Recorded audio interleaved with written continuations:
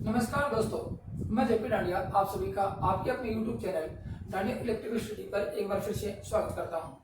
दोस्तों, आज का इस वीडियो में देखेंगे कि ईएमएफ इक्वेशन ऑफ अल्टरनेटर के विद्युत वाहक बल का समीकरण है वो किस प्रकार उसका फॉर्मूला होता है और किस प्रकार ईएमएफ को ज्ञात कर सकते हैं और ईएमएफ ज्ञात करने के लिए या ईएमएफ का मान निकालने के लिए कौन कौन सी शर्तें होती हैं और किस किस राशियों को इंक्लूड करके उसका मान ज्ञात किया जाता है और किसका सिद्धांत लगता है, किसके नियमानुसार इस ईएमएफ को ज्ञात कर सकते हैं, ईएमएफ कब बढ़ेगा और ईएमएफ कब घटेगा, ईएमएफ का मान किसके ऊपर डिपेंड करता है, किस राशि को बढ़ाने से ईएमएफ प्रभावित होता है या किस राशि या वाइंडिंग करने का तो जो तजुर्बा है वाइंडिंग को करेंगे या फ्लक्स को घुमाएंगे या फिर क्षेत्र को घुमाएंगे, इन सब के बारे में आज अच्छी तरह अध्ययन करेंगे और पॉइंट टू पॉइंट बारीकी से अध्ययन करेंगे।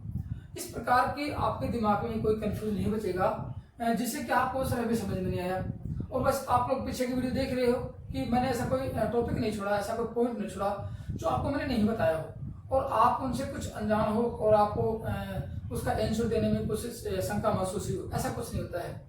लेकिन दोस्तों, आज का जो वीडियो है वो बहुत इंपॉर्टेंट है क्योंकि एग्जाम की दृष्टि से देखते हुए ईएमएफ के ऊपर या ईएमएफ इक्वेशन के ऊपर या ईएमएफ कैसे ज्ञात करते हैं उसके ऊपर एक क्वेश्चन आवश्यक पूछा जाता है, तो बहुत ज्यादा इंपॉर्टेंट है और मजेदार टॉपिक है, आसानी से समझ में आएगा। इस प्रकार समझाऊंगा आपको इस ईएमएफ इक्वेशन को कि आप आसानी से समझ जाओगे, आपको किसी प्रकार की समस्या नहीं आएगी और आप ये नहीं कह सकते सर हमें समझ में नहीं आया, क्योंकि जो पिछली वीडियो आप लोग देखते हैं या देखे नोट्स बनाए हैं तो आप लोगों को ध्यान होगा तो आज बिल्कुल आसान तरीके से समझ जाओगे। बिल्कुल कमजोर से कमजोर साथी है वो भी इसको आसानी से समझ जाएगा और इसका आंसर आसानी से दे सकता है। आपको यदि कुछ पॉइंट्स ध्यान में होंगे या मैंने आपको पढ़ाए हैं, आपने नोट्स बनाए होंगे तो आज का वीडियो बहुत आसान होगा। लेकिन ये कब समझ में आएगा, ये आपका डाउट कब दूर होगा, ये आपके दिमाग में जो कंफ्यूजन कब दूर होंगे, जब तक आप वीडियो को पूरा देखोगे और नोट्स बनाओगे तब आपको समझ में आएंगे, अन्यथा आपको समझ में आने वाला नहीं है। क्योंकि जो ईएमएफ इक्वेशन होते हैं वहाँ कुछ राशियां इस प्रकार होते हैं जिनको समझना बहुत अनिवार्य होता है, तब जाके कहीं जाके ये ईएमएफ इक्वेशन होता है या ईएमएफ के मान को ज्ञात करने के जो फॉर्मूले होते हैं वो पकड़ में आते हैं, अन्यथा पकड़ में आने वाले नहीं है। तो वीडियो को लास्ट एंड तक देखना और अपने नोट्स अपडेट करते चले जाना ताकि आपको भविष्य में किसी प्रकार की समस्या न हो और नियरेस्ट भविष्य में जो भी एग्जाम आए आसानी से उसको फाइट कर सको। तो आज का अपना है प्रश्न प्रत्यावर्तक का विद्युत वाहक बल का समीकरण क्या है।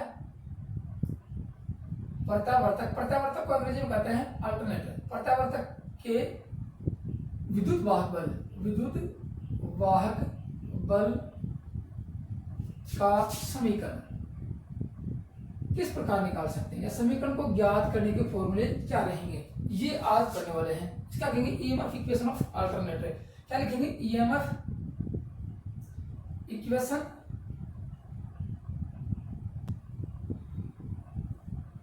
ऑफ अल्टरनेटर,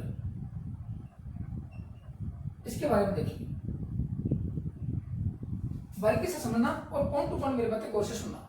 देखो, सबसे पहले आप लोगों को पता है कि अल्टरनेटर हो, जनरेटर हो या फिर एसी उत्पन्न करने का तजुर्बा हो, दोनों चीजें पता आप लोगों को, अल्टरनेटर हो या फिर जनरेटर हो, ये किस किस ढंग पर कार्य करते हैं मेरी बातें पहले गौर से सुनना, फिर आप लोगों को समझाऊंगा, तब जाके कहीं दिमाग में इसकी पकड़ होगी आप लोगों को कि ये किस किस सिद्धांत पर कार्य करते हैं। ये फैराडे के विद्युत चुंबकीय प्रेरण के सिद्धांत पर कार्य करते हैं और मैंने आप लोगों को पहले बताया था कि फैराडे का विद्युत चुंबकीय प्रेरण का नियम क्या बताता है, ये बताता है। देखो, ईएमएफ क्या बताता है, ईएमएफ फैराडे के नियम से ये बताता है कि आपको क्या चाहिए, चालक चाहिए जो आपको पहले लिखा चुका हूँ, फिर क्या चाहिए, चुंबकीय क्षेत्र चाहिए, आपको ये भी बता चुका हूँ। उसके बाद भी क्या चाहिए आप लोगों को, इन तीनों में सापेक्ष गति चाहिए, दोनों में क्या चाहिए, सापेक्ष गति, दोनों में किसी एक को घुमाना अनिवार्य है, दोनों में से किसी एक का परिवर्तन करना है। ये किसके नियमानुसार है, ये फैराडे के विद्युत चुंबकीय प्रेरण से है। ठीक है, ये किसके नियमानुसार है, फैराडे के विद्युत चुंबकीय प्रेरण के नियम से है, नियमानुसार है, ये मान लो आप लोग। और हमें बात सही है कि फैराडे ने यही बताया था। तो अब देखो, फैराडे का ये नियम तो हो गया, किसी चालक को किसी चुंबकीय क्षेत्र में घुमाएंगे, किसी चुंबकीय क्षेत्र को चालक में घुमाएंगे तो ईएमएफ उत्पन्न होगा। अब आप लोगों को ये तो पता ही है कि ईएमएफ किसके ऊपर डिपेंड हो गया, अल्टरनेटर का ईएमएफ किसके ऊपर डिपेंड हो गया, चालकों की संख्या पर, चालक के ऊपर डिपेंड हो गया। एक चालक लेंगे, माना कि एक चालक में एक वोल्टेज उत्पन्न हुआ और 100 चालक लगा दे तो 100 वोल्टेज बनेंगे। तो कह सकते हैं कि एक अल्टरनेटर में ईएमएफ एक अल्टरनेटर में ईएमएफ चालकों की संख्या पर, चुंबकीय फ्लक्स प्रति पोल पर, और फिर इसकी सापेक्ष गति पर निर्भर करता है। 3 चीजों पर निर्भर करता है, याद रखना बात। 3 चीजों पर। एक अल्टरनेटर का ईएमएफ किन चीज पर डिपेंड करता है? अल्टरनेटर का ईएमएफ, ठीक है। अल्टरनेटर का ईएमएफ किसके ऊपर डिपेंड करता है? ये कर गया चालक की संख्या पर, ये आपको लिखा है चालकों की संख्या पर, चुंबकीय क्षेत्र पर, और इन दोनों में सापेक्ष गति पर डिपेंड करता है। लेकिन एक बात समझना, ये तो सिर्फ डिपेंड करता है कि ईएमएफ उत्पन्न हो सकता है, लेकिन ये तो देखो कितना ईएमएफ होता है, उस ईएमएफ का मान कितना होगा ये कौन बताएगा? ये बताया उसने कि इन दोनों में गति में परिवर्तन कितना होगा, इसका मतलब फ्लक्स परिवर्तन कितना होता है, उसकी दर के समानुपाती होता है। तो ये किसका नियम था? फैराडे का दूसरा नियम है। फैराडे का दूसरा नियम क्या बताया फैराडे ने? सेकंड नियम में बताया कि चालक में उत्पन्न ईएमएफ की बात करेंगे, इस ईएमएफ की, चालक में उत्पन्न ईएमएफ की बात करें तो फ्लक्स परिवर्तन की दर के समानुपाती होता है। फ्लक्स परिवर्तन की दर के समानुपाती होता है, ये आप लोग जानते हो। मैं इस दोनों नियमों का ही पालन करने वाला हूं और आपको ईएमएफ का समीकरण बताने वाला हूं। ऐसा नहीं है कि मैं आपको सीधा बता दूं 4.445 FNT होता है, ऐसा नहीं बताएंगे आप लोगों को, उसका पूरा निचोड़ बताएंगे और पॉइंट टू पॉइंट बताएंगे। यहाँ भी एक क्वेश्चन पूछा गया था, दर के समानुपाती होता है, ये मैंने आपको बताया था, ये पहले भी आज देख चुके हो और आप लोगों को ध्यान भी होगा कि फैराडे के नियमानुसार क्या होता है, समानुपाती होता है। ये तो आप लोगों को, इसका मतलब कि ये आपको इन दोनों में आपको संबंध बनाने पड़ेंगे और आपको ईएमएफ इक्वेशन बनाना पड़ेगा। अब देखो कैसे, बारीकी से समझना और पॉइंट टू पॉइंट लिखना। आपको किसी प्रकार की समस्या नहीं आने दूंगा समझाने में और आपको समझने में, या आपको किसी प्रकार का कंफ्यूज दूर करने में, आपको समस्या नहीं आएगी, बिल्कुल समझ। अब देखो ये बताया फैराडे ने कि ईएमएफ की बात करी, यहाँ ईएमएफ कहते हैं एक एक कॉन्सेप्ट लिख, ईएमएफ बराबर क्या, देखो ईएमएफ उत्पन्न करने का तो बताओ ईएमएफ क्या था। ईएमएफ कैसा है? फैराडे ने एवरेज ईएमएफ बताया था, ए बी एवरेज ईएमएफ क्या है? D phi. अब बताओ डी फाई क्या, देखो डी फाई और डी टी, इस नियम के अनुसार ये है, देखो इस नियम के अनुसार ये आता है। अब ये है क्या, देखो इसमें कहता है कि फ्लक्स परिवर्तन की दर, फ्लक्स परिवर्तन, डिस्प्लेसमेंट ऑफ फ्लक्स और डिस्प्लेसमेंट ऑफ टाइम, टाइम में परिवर्तन और फ्लक्स में परिवर्तन। यदि किसी की दर निकालनी हो तो उसमें उसके समय का भाग दे देते हैं तो दर निकल जाती है। किसी भी राशि की दर निकालनी है, रेट निकालनी है, तो क्या करेंगे, उसमें उसका समय का भाग दे देते हैं तो क्या निकल जाता है, दर निकालनी है। अब फ्लक्स की दर निकालनी है तो फ्लक्स में इसका भाग दे देते हैं, लेकिन फ्लक्स परिवर्तन की दर, परिवर्तन की दर निकालनी है तो ये D phi upon D T हो, क्योंकि फ्लक्स में परिवर्तन, प्रति पोल फ्लक्स में परिवर्तन। मैं लिख दूंगा नाम, ये क्या है, देखो ये आपका क्या है, फ्लक्स परिवर्तन है, ये क्या है, फ्लक्स परिवर्तन है। और ये नीचे क्या है, ये नीचे की बात करें, ये फ्लक्स परिवर्तन होने में लगा समय, ये क्या है, फ्लक्स परिवर्तन होने में लगा समय, ये फ्लक्स लिख देता हूं, फ्लक्स परिवर्तन होने में लगा समय, तभी तो दर निकलेगी, ऐसे थोड़ी निकलेगी दर। ये फैराडे का सेकंड नियम बताता है, ठीक है। अब यदि हाँ अब बात करें, देखो अब आगे इसको थोड़ा और बढ़ाएं, एक एक धीरे धीरे बढ़ाएं तो आपको सारी स्टेप समझ में आएंगी और प्रत्येक स्टेप को एग्जाम में पूछा गया है। ऐसा नहीं कि आपको सिर्फ ईएमएफ का इक्वेशन पूछा हो और लास्ट एंड फाइनल पूछ लिया कि ये अल्टरनेट के ईएमएफ का इक्वेशन क्या है, अल्टरनेट के ईएमएफ का समीकरण क्या है, अल्टरनेट के ईएमएफ को किस फॉर्मूले से ज्ञात कर सकते हैं, लास्ट वाला कोई नहीं पूछता है, आपको स्टेप बाय स्टेप पूछा जाएगा, ठीक है। अब ये तो था, देखो अब माना कि यहाँ फ्लक्स परिवर्तन हुआ और समय लग गया 5 मिनट, तो कितने चक्कर फ्लक्स परिवर्तन की, फ्लक्स ने कितने चक्कर काटे प्रति पोल फ्लक्स, प्रति पोल फ्लक्स में कितना परिवर्तन हुआ, उस परिवर्तन की बात करें तो परिवर्तन होगा तो समय तो लगेगा।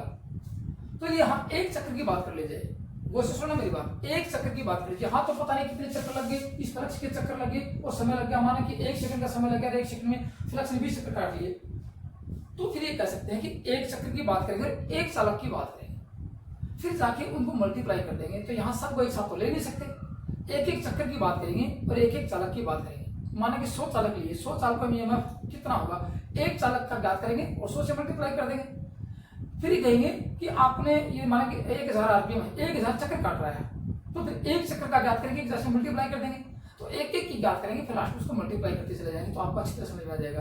तो यहाँ क्या लिख सकते हैं, यहाँ एक चक्कर लिया जाए, इसकी बात करेंगे आशा की, इसकी बात करेंगे क्या लिख सकते हैं, यदि एक चक्कर लिया जाए, यदि एक चक्कर लिया जाए, एक चक्कर की बात करेंगे तो क्या लिखेंगे, एक चक्कर लिया जाए, यहाँ एक चक्कर लेंगे और ये फ्लक्स कितना होगा उसका भी उसके चालकों की संख्या भी एक ही लेंगे, चालक भी लेंगे एक और फ्लक्स परिवर्तन का दर भी लेंगे एक चक्कर लिया जाए तो अब आगे समय एक चक्कर लिया जाए तो क्या होगा।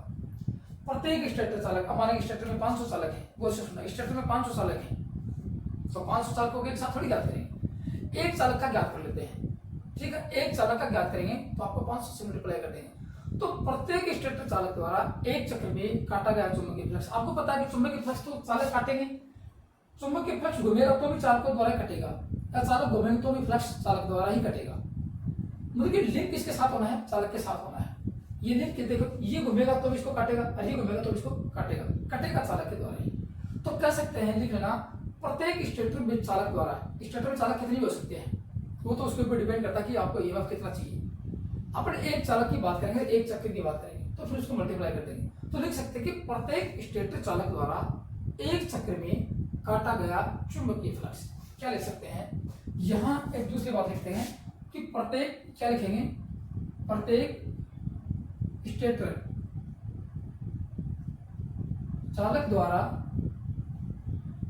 एक चक्र में काटा गया चुंबकीय फ्लक्स,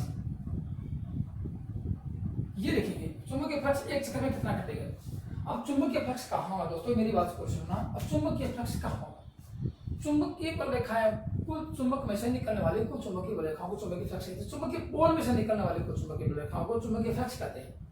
अब चुंबकीय फ्लक्स क्या मिला, कहाँ, पोल में मिला। याद रखना, चुंबकीय फ्लक्स कहाँ मिला, पोल में मिला। तो यहाँ चुंबकीय फ्लक्स कहाँ मिलेगा, पोल में मिलेगा। और पोल में क्या मिला, कितना, मान के 5 पोल है और 5 वेबर है तो 25 वेबर होगा। तो ये होगा कि 5 5 25 वेबर फ्लक्स हो गया, हो गया नहीं। तो यहाँ लिख सकते हैं एक प्रत्येक चालक द्वारा काटा गया चुंबकीय पी क्या है, पोल, और ये क्या है, फ्लक्स। इन दोनों को मल्टीप्लाई कर दिया जाए तो आपको चुंबकीय फ्लक्स मिल सकता है कि एक चालक द्वारा कितना चुंबकीय फ्लक्स कटेगा। एक पोल से कितना चुंबकीय फ्लक्स निकला वो उसके साथ, मान एक पोल में चुंबकीय फ्लक्स निकला मान 50 वेबर और एक चक्कर में कितना वेबर था, ये है। तो दोनों का कि एक चालक द्वारा इतना चुंबकीय फ्लक्स कटेगा, ठीक है, एक चालक द्वारा इतना चुंबकीय फ्लक्स कटेगा। इसका मतलब कह सकते हैं ये फ्लक्स परिवर्तन है, ये फ्लक्स परिवर्तन है। तो यहाँ डी फाई बराबर क्या लिख सकते हैं, देखो ये डी फाई है, डी फाई बराबर ये लिख सकते हैं, डी फाई बराबर पी इंटू फाई, ये लिख सकते हैं। अब की बार इसकी जगह ये मान लिखेंगे आपका इक्वेशन पूरा करने के लिए। फिर देखो क्या होता है, रोटर द्वारा, अब ये तो हो गया फ्लक्स, कितना फ्लक्स जनरेट होगा उस पोल में से, उसका बात है। अब रोटर द्वारा एक चक्कर पूरा करने में कितना समय लगेगा, माना कि एक अल्टरनेटर का रोटर 1000 आरपीएम घूम रहा है, अपने को एक चक्कर निकालना है, 1 मिनट में 1000 आरपीएम घूम रहा है कि 1 मिनट में 1000 चक्कर काटेगा। आरपीएम मतलब रिवोल्यूशन पर मिनट, आरपीएम का मतलब क्या होता है, रिवोल्यूशन पर मिनट, चक्र प्रति सेकंड, चक्र प्रति मिनट होता है कि चक्र मतलब अपनी दूरी पे घूमना। तो रोटर द्वारा एक चक्कर पूरा करने में लगा समय कितना आता है, मैं बताता हूँ। अब देखो ये लिखेंगे, इसकी टाइम निकालेंगे, रोटर द्वारा एक चक्कर पूरा करने में लगा समय कितना समय लगेगा। अब अगर पता है कि माना कि 1000 आरपीएम 1 मिनट में काट रहा है तो एक चक्कर का समय निकालेंगे, कैसे निकलेगा। अब 1 मिनट में 60 सेकंड होते हैं, 1 मिनट में 60 सेकंड होते हैं। 1 मिनट में माना कि 60 चक्कर काट रहा है या 100 चक्कर काट रहा है 1 मिनट में, तो एक चक्कर में 0.6 सेकंड लग सकते हैं। तो वो बात है, क्या लिखेंगे कि जितने भी चक्कर काटेगा, गोल से जितने भी चक्कर काटेगा उसको 60 में, उसको 60 से डिवाइड कर देंगे। माना कि ये 60 क्या है, 1 मिनट है, 1 मिनट में 60 सेकंड हो गए, डिवाइड बाई एन। एन क्या है, वो चक्कर कितने हैं, एन क्या, वो चक्कर कितने हैं। उन चक्रों का यदि 1 मिनट में भाग दे दिया जाए तो एक चक्कर का समय निकल सकता है, उस एक चक्कर का समय निकल सकता है। आप गौर से सुनो मेरी बात, ठीक है ना। 1 मिनट में 60 चक्कर हैं, गौर से सुनो, 1 मिनट में 60 चक्कर है तो एक चक्कर का कितना समय लगेगा, 1 सेकंड लगा दिया। तो क्या हुआ, उसमें भाग दिया आपने, इसमें 60 सेकंड में एक उस आपके गति का भाग दिया तो एक चक्कर का समय निकल गया। तो ये भी एक चक्कर में कितना परिवर्तन हुआ, तो यहाँ लिख सकते हैं डी फाई बराबर, क्या लिख सकते हैं, डी टी बराबर लिख सकते हैं, कितना समय हुआ, डी टी बराबर लिख सकते हैं बराबर 60 इंटू एन, ये लिख सकते हैं। एक चक्कर का समय निकल जाएगा। अब इस फॉर्मूले को आगे पूरा कर ले, समझ गए आप लोग। यहाँ इस फॉर्मूले को यदि पूरा करते हैं तो क्या लिखते हैं, ई एवरेज, याद रखना ई एवरेज, एवरेज वैल्यू निकलेगी, आरएमएस मान को लास्ट में निकालेंगे, एवरेज वैल्यू पूछ जाएगा आपसे किसका एवरेज वैल्यू निकाल रहे हैं, उस चालक उस अल्टरनेटर के आर्मेचर में एक चक्कर में एक चालक का एवरेज वैल्यू निकाल रहे हैं। फिर आगे मल्टीप्लाई करते चले जाएंगे कि जितने चालक होंगे और जितने चक्कर होंगे। समझ गए बात। अब देखो एवरेज वैल्यू क्या निकालेंगे, बराबर ये कितना है d5, देखो d5 अपॉन dt, और d5 का मान क्या निकाला आप लोगों ने, d5 का मान निकाला आप लोगों ने, इसके बराबर लिखेंगे कि p इंटू 5, p पोलों की संख्या और 5 और 60 अपॉन n, ये निकाल लिया आप लोगों ने, ये निकल गया आपका वोल्ट। अब जो एक एक स्टेप आएंगी उन स्टेपों को आराम से लिखते चले जाना और समझते चले जाना, क्योंकि आजकल के हार्ड पेपर में ये बीच की स्टेप जरूर पूछी जाती है। लास्ट टाइम का फॉर्मूला कोई नहीं पूछता, पूछेगा तो बहुत कम रेयर केस पूछेंगे, बीच के स्टेप पूछे जाते हैं। आ रहा है समझ में आप लोगों को। अब आगे का फॉर्मूला देखें, देखो इसको यदि हल करें, इसको यदि हल करें आगे तो क्या निकल के आता है, p इंटू 5 आता है। p क्या है, पोलो में लिखाऊंगा, p क्या है, पोलो की संख्या, 5 का चुंबकीय फ्लक्स। अब इसको यदि हल करें, गौर से सुनना, यदि बटे के नीचे बटा आता है तो कैसे हल कर सकते हैं, नीचे वाली संख्या को मल्टीप्लाई कर देते हैं, घुमा के मल्टीप्लाई कर देते हैं। जैसे आपको बताऊं, ये आ गया आपका p into 5 upon 60 upon n। अब जित देखो इसके नीचे तो ये है, इस संख्या के नीचे n, इसके नीचे क्या है, 1 है, ये ऐसे आता है, इसको लिख कर सकते हैं। देखो बीच में एक स्टेप छुपाई गई है, ऐसे आता है 1 अपॉन 60 अपॉन n, ऐसे है ये, एक का कोई महत्व नहीं से लिखा नहीं गया यहाँ पे, ये ऐसे। इसको हल करें तो कैसे करेंगे, आपको आपने गणित से मैथ्स आप जानते होंगे, तो उसको ऐसे हल कर सकते हैं, p इंटू 5 ये अपॉन 1, ये बच गया एक संख्या, इसको घुमा के उल्टी कर देते हैं, कैसे, ऐसे n अपॉन 60 ये करते हैं, इसको ये सरलीकरण हो जाएगा इसका आराम से। तो यहाँ क्या लिख सकते हैं, सेम टू सेम वही बात आ गई, p5 अब ये होगा 1 और इंटू n अपॉन 60, इसका निष्कर्ष ये निकल के आता है। और बराबर में निष्कर्ष क्या निकला, p इंटू 5 इंटू n और अपॉन 60, ये क्या हो गया आप लोगों का, एक चालक का एक चक्कर में एवरेज वैल्यू निकल गई है, एवरेज मान, ईएमएफ का एवरेज मान निकला है।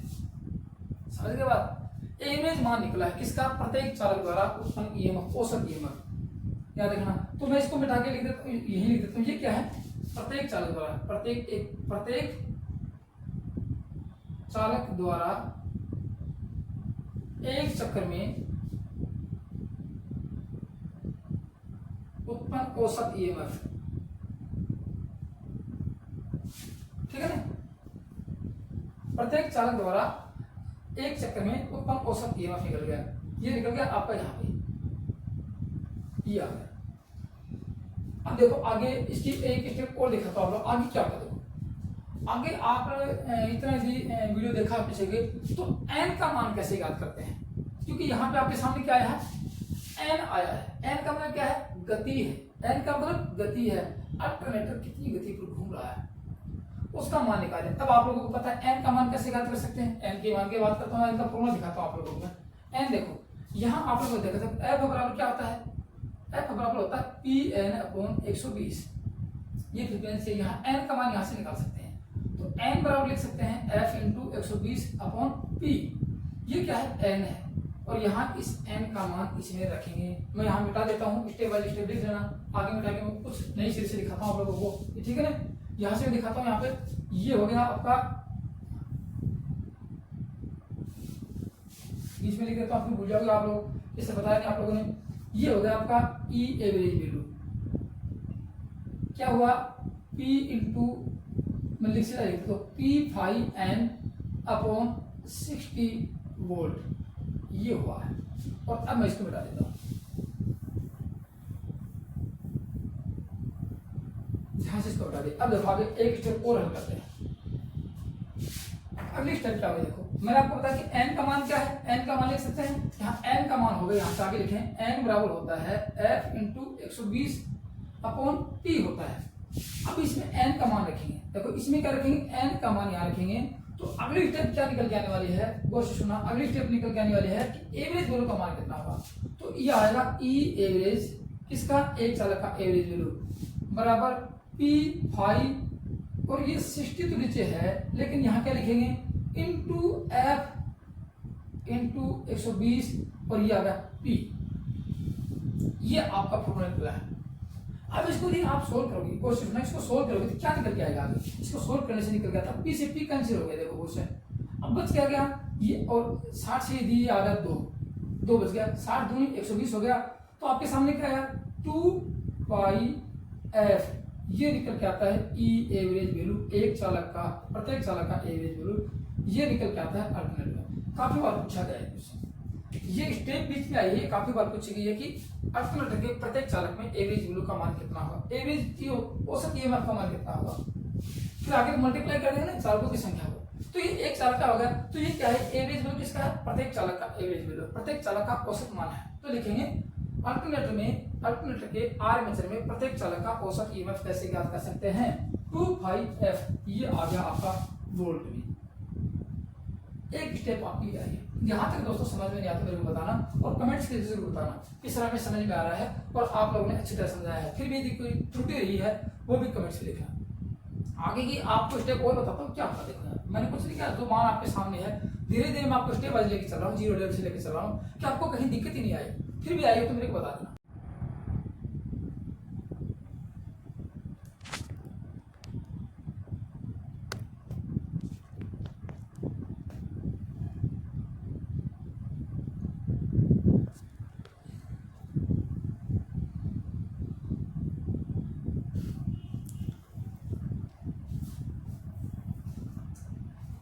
अब आप लोगों को मैंने बताया था ये कितना है, एक चालक का है। अब माना कि अल्टरनेटर में 500 चालक लगे हैं, एक चालक का औसत ईएमएफ ये है। अब सपोज कीजिए अल्टरनेटर के आर्मेचर में 500 चालक हैं, तो उनका औसत ईएमएफ कैसे ज्ञात कर सकते हैं। माना कि एक चालक का वोल्टेज 200 है, माना कि एक चालक 2 वोल्टेज है, एक चालक का औसत ईएमएफ 2 वोल्टेज है, तो 500 चालकों में कितना हो सकता है, 500 को 2 से मल्टीप्लाई कर देंगे तो 1000 वोल्ट आएगा।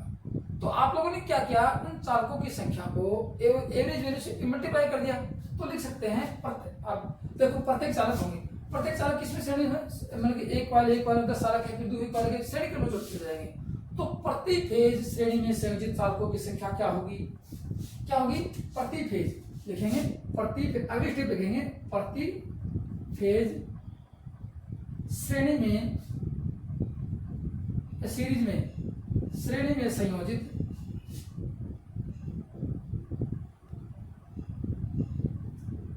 चालकों की संख्या। अब चालक को किस से दर्शाते हैं, जेड से दर्शाते हैं। माना कि 200 चालक है, जेड बता दिया मैंने आपको, माना कि जितने भी होंगे वहां ये चालक लिख देंगे, जितने चालक में जेड को दर्शाते हैं, जेड से दर्शा दिया। अब एक चालक का ईएमएफ तो ये है, तो उसको जेड से गुणा कर दें उस मल्टीप्लाई को, तो जेड चालकों में कितना ईएमएफ होगा, ये तो चालकों की संख्या होगी, जेड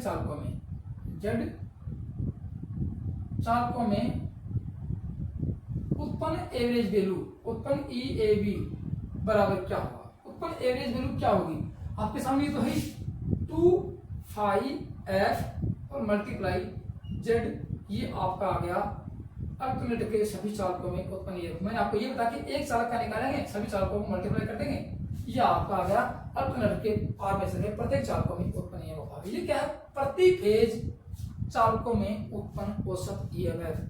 ये क्या है, प्रति फेज जितने चालकों में सभी चालकों में प्रति फेज चालकों में उत्पन्न औसत ईएमएफ है। ठीक है, अब आप लोगों को पता है कि अपने को मिलता क्या है, आरएमएस मान मिलता है क्या औसत मान मिलता है, आप लोगों को अपने को आरएमएस मान मिलता है, औसत मान नहीं मिलता है। तो अपने को अल्टरनेटर से क्या चाहिए, अपने को अल्टरनेटर से एक आरएमएस मान चाहिए, रूट मीन स्क्वायर वैल्यू चाहिए, वर्ग मध्य मूल मान चाहिए। आप लोगों को मैंने पता है कि मैंने एशिया का चैप्टर पढ़ाया था, तो अपने घर पे जो मीटर आते हैं, अपने घर के सारे इक्विपमेंट किस पे काम करते हैं, आरएमएस मान पे। अपने घर पे 220 वोल्टेज है, ये कौन सा मान है, ये आरएमएस मान है। अपने घर पे इंक्रीमेंट लगाया और वहां पे आएगा माना कि 5 एम्पीयर चला, ये धारा का कौन सा मान है, ये धारा का आरएमएस मान है। तो अपने को आरएमएस मान चाहिए, न कि औसत मान चाहिए। अब आरएमएस मान कैसे ज्ञात करेंगे, जबकि औसत मान आपके सामने ये आया है। अब सभी चालकों में उत्पन्न आरएमएस मान का ज्ञात करेंगे, ये तो सभी चालकों का है, तो सभी चालकों में उत्पन्न आरएमएस मान ज्ञात करेंगे। तो यहाँ अगली स्टेप लिखेंगे, औसत मान तो यही आने वाला है, तो लिखेंगे सभी चालकों में उत्पन्न आरएमएस मान। आरएमएस की फुल फॉर्म क्या है, root mean square value, Hindi में वर्ग मध्य मूल मान होता है। ये ज्ञात करेंगे, आरएमएस मान ज्ञात करेंगे। अब आरएमएस मान ज्ञात करने का सोर्स आपको यदि याद होगा, आप लोगों को मेरे से आपने पढ़ा होगा और नोट्स बनाए हैं, तो याद होगा कि आरएमएस मान कैसे ज्ञात करते हैं। उसको ज्ञात करने के लिए आपको क्या चाहिए, आप लोगों ने पढ़ा एसी के चैप्टर में, मैंने एसी फंडामेंटल पढ़ाया था, वहां पे सब कुछ क्लियर किया था आप लोगों के सामने कि फॉर्म फैक्टर क्या होता है। मैं आपको क्लियर करवा देता हूँ, कोई बात नहीं, आप सब कहोगे हम भूल गए हैं, मैं आपको यही क्लियर करा देता हूँ। देखो फॉर्म फैक्टर क्या होता है, फॉर्म फैक्टर केएफ होता है। फॉर्म फैक्टर क्या होता है, केएफ। फॉर्म फैक्टर को रूप गुणक हिंदी बोलते हैं, इसको रूप गुणक, हमें पता है रूप गुणक या फॉर्म फैक्टर क्या होता है, इसको केएफ से दर्शाते हैं। और देखो फैक्टर की कोई इकाई नहीं होती है, फैक्टर किन्हीं दो राशियों का अनुपात होता है। इसका मतलब ये क्या है, रूप गुणक का फॉर्म फैक्टर ये भी किसी दो राशियों का अनुपात होगा। किसका होगा, अब आपको बता देता हूँ, आरएमएस मान अपॉन औसत मान। किसका अनुपात है, आरएमएस मान औसत मान, इन दोनों का अनुपात है क्या, फॉर्म फैक्टर। और ये आप लोगों को पता है कि आरएमएस मान का मान कितना होता है 0.707 और औसत मान का अनुपात कितना है, मान होता है 0.37 ये होता है। और दोनों को यदि हल करते हैं तो केएफ का मान निकल के आता है 1.11 आता है। मैं अभी आपको आरएमएस मान को क्लियर करने जा रहा हूं कि आरएमएस मान कैसे ज्ञात करेंगे अल्टरनेटिव में, ठीक है, ये आपको क्लियर हो गया। अब देखो ये आप लोग इतना समझ गए हो कि यहाँ पे केएफ का मान इतना, तो आरएमएस का मान निकाल सकते हैं। कैसे निकालेंगे, देखो आरएमएस मान ऐसे निकालेंगे, यहाँ मैं एक बीच में स्टेप बोल देता हूँ। आरएमएस मान बराबर क्या होता है, देखो आरएमएस मान रूट मीन स्क्वायर वैल्यू बराबर क्या होता है, देखो इन दोनों को मल्टीप्लाई कर देंगे, इसका मान निकालेंगे, इसको मल्टीप्लाई कर देंगे, क्योंकि इसको बराबर को यदि समीकरण हल करते हैं तो दोनों बराबर से गुणा होता है। आरएमएस मान निकलेंगे, दोनों मल्टीप्लाई हो जाएंगे। तो क्या हो सकता है कि औसत मान क्या होगा, औसत मान मल्टीप्लाई फॉर्म फैक्टर, क्या होगा, मल्टीप्लाई फॉर्म फैक्टर। अब आरएमएस मान देखो किसका आरएमएस मान निकालेंगे, इस सभी चालकों का निकाल रहे हैं। और आरएमएस औसत मान क्या है, EAVE, एक E इतना voltage EMF EVE, average value into KF. KF क्या है, फॉर्म फैक्टर है।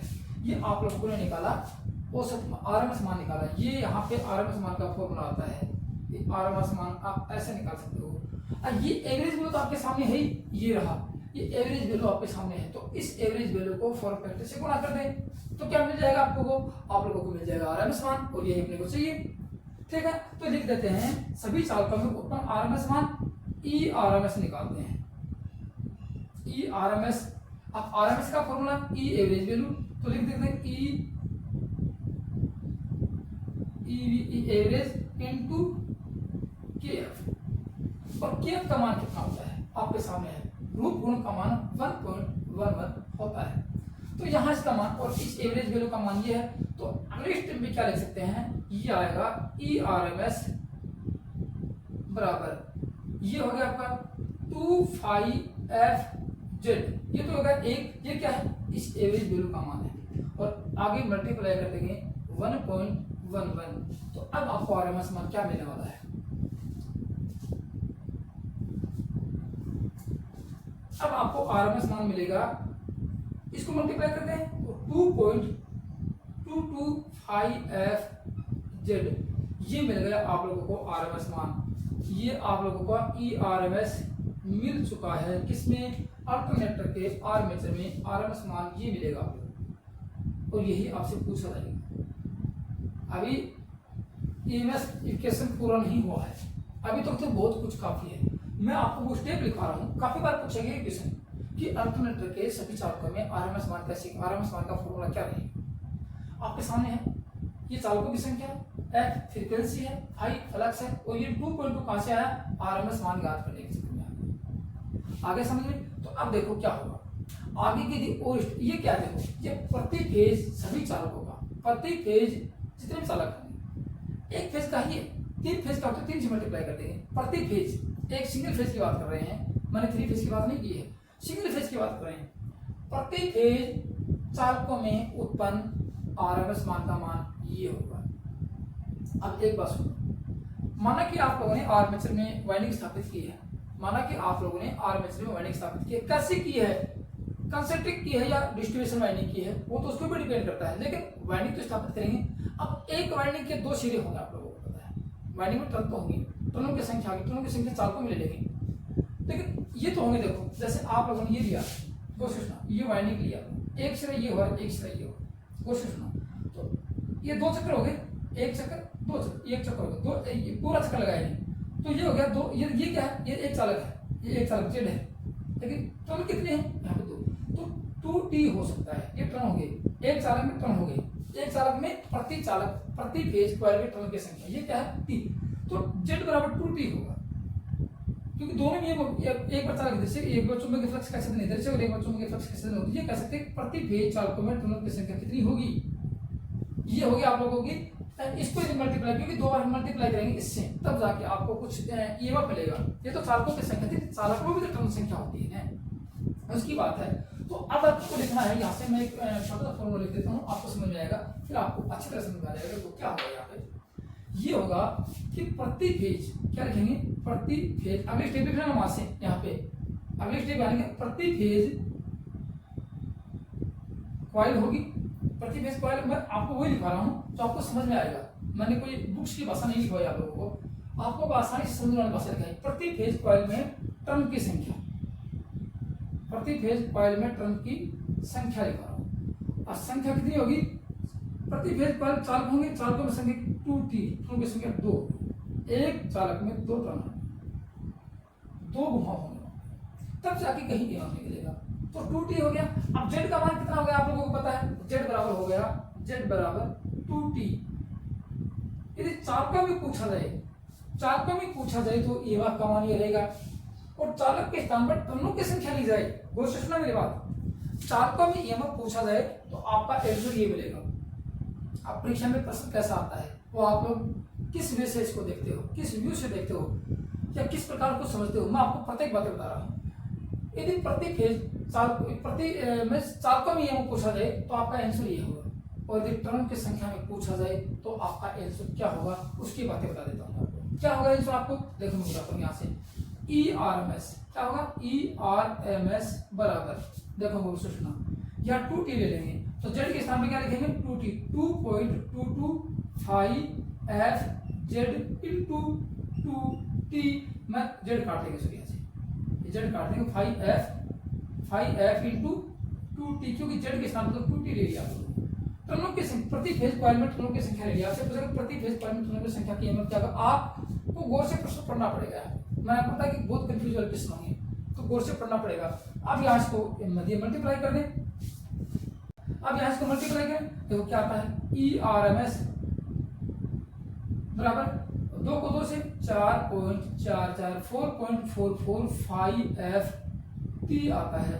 दोस्तों ये तो आपका हो गया RMS वैल्यू, ये RMS ये भी था। अब आपको बताता हूँ, ये आपका हो गया औसत वैल्यू सभी चालकों में, प्रति फेज चालकों में औसत वैल्यू, प्रति फेज चालकों में RMS वैल्यू, और प्रति फेज कॉइल में टर्नों का औसत RMS मान, ये है 3 वैल्यू निकल के आई आपके सामने। अब आप लोगों को समझ में होंगे कि 3 वैल्यू के अलग अलग फॉर्मूले होंगे, अलग अलग का मान ज्ञात कर सकते हैं, लेकिन दोस्तों यही अब लिमिट नहीं होती है। इसका मतलब ये कह सकते हैं कि यहाँ तक तो वाइंडिंग में टर्नों की संख्या तक अपन पहुंचे हैं, लेकिन वाइंडिंग करने के तजुर्बे तक नहीं पहुंचे हैं। वाइंडिंग आप लोगों ने कौन सी की है, वाइंडिंग कंसेंट्रिक की है या डिस्ट्रीब्यूशन वाइंडिंग की है, उस वाइंडिंग के आधार पर भी ईएमएफ प्रभावित होता है। वाइंडिंग स्थापित करने का आधार क्या होगा, उसके ऊपर भी ईएमएफ प्रभावित होता है। आप उसमें क्या होता है, देखो अल्टरनेटर के आर्मेचर पर जो वाइंडिंग करते हैं ना, वहाँ वाइंडिंग में भी अनुपात होता है, जैसे पिच फैक्टर का अनुपात क्या होगा और डिस्ट्रीब्यूशन फैक्टर का अनुपात क्या होगा। पिच फैक्टर में कंसेंट्रिक वाइंडिंग होगी, कंसेंट्रिक वाइंडिंग में शॉर्ट पिच वाइंडिंग होगी, फुल पिच वाइंडिंग आपको बताऊंगा मैं, ऐसी बात नहीं आपको फुल पिच वाइंडिंग क्या होगी, शॉर्ट पिच वाइंडिंग क्या होगी, वाइंडिंग का चैप्टर आएगा तब तो आप अच्छे से समझा देंगे। लेकिन यहाँ भी आपको समझा दूंगा कि पिच फैक्टर क्या होता है या डिस्ट्रीब्यूशन फैक्टर क्या होता है, ये बताएंगे। लेकिन उससे पहले मान लो कि उनका ज्यादा इतने प्रभावित, बहुत मान उनसे प्रभावित होता है, लेकिन इतना ही होता आप समझो कि जैसे कभी कभार आपसे प्रश्न पूछा नहीं जाएगा कि डिस्ट्रीब्यूशन, और यदि पूछा जाएगा डिस्ट्रीब्यूशन फैक्टर का मान मिलेगा आप लोगों को और पिच फैक्टर का मान मिलेगा आप लोगों को, मान दे देता है तो उसको मल्टीप्लाई कर देंगे। तो यहाँ क्या लिखेंगे, आप एक नोट लगाने वाली बात हो गई, यहाँ पे और आएगी आपके सामने, मैं बता देता हूँ, लिख देता हूँ कुछ बातें और, ताकि आप उसको अच्छी तरह समझ जाओ, ज्यादा हार्ड नहीं बचा, थोड़ा सा बचा। क्या बच गई बात, ये बच गई कि आर्मेचर अल्टरनेटर के आर्मेचर में लिखेंगे, एक पॉइंट और लिखेंगे, अल्टरनेटर के आर्मेचर में। अब दोस्तों बता सकते हैं अल्टरनेटर का आर्मेचर घूमने वाला होगा या नहीं होगा? आप कमेंट बताना कि अल्टरनेटर में आर्मेचर घूमता है या स्थिर रहता है। गौर से सुनना मेरी बात। आप कमेंट में लिख के बताना कि सर अल्टरनेटर में आर्मेचर स्थिर होता है या घूमता है, वो आप बताना, फिर आपको समझ में आएगा। अल्टरनेटर के आर्मेचर में स्थापित वाइंडिंग होता है। अल्टरनेटर के आर्मेचर में स्थापित वाइंडिंग की बात करें, वाइंडिंग स्थापित करेंगे। वाइंडिंग में पिच फैक्टर क्या रखेंगे? पिच फैक्टर बताऊंगा पिच फैक्टर क्या होता है। पिच फैक्टर और वितरण फैक्टर, डिस्ट्रीब्यूशन जिसको अंग्रेजी में कहते हैं डिस्ट्रीब्यूशन होता है। वितरण